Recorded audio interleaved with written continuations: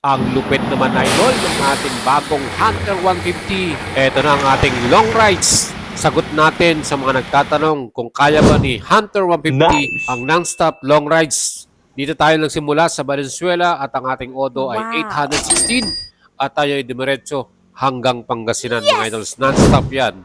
Tayo po ba ay may naranasang issue? Aba mga idol, yan po, kayang-kaya ni Hunter ang isang malayong long rides. Ganito, dumaan tayo sa Tarlac, Pampanga, hanggang dito sa Pangasinan mga idol.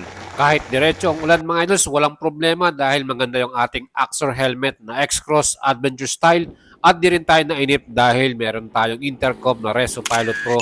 Napakaganda ng ating sound trip habang tayo tumatakbo. Kaya dapat pag ikay mag-long rides, quality din talaga ang iyong helmet plus meron ka ring intercom para hindi ka mainip. Mga idol, ang ating Hunter 150, 78,000 pesos. Aba, napaka-reliable. Long rides, 200 plus kilometer. Diretso tayo non-stop. Walang problema. Wala tayong issue. Komportable sa rides at hindi tayo masyado napagod. Dahil sakto lang yung kanyang riding position at yung kanyang pinakaupuan. Aba, makapal din ng foam. Mga idol, umabot tayo ng almost 200 kilometer at ang ating naging konsumo 5 liters.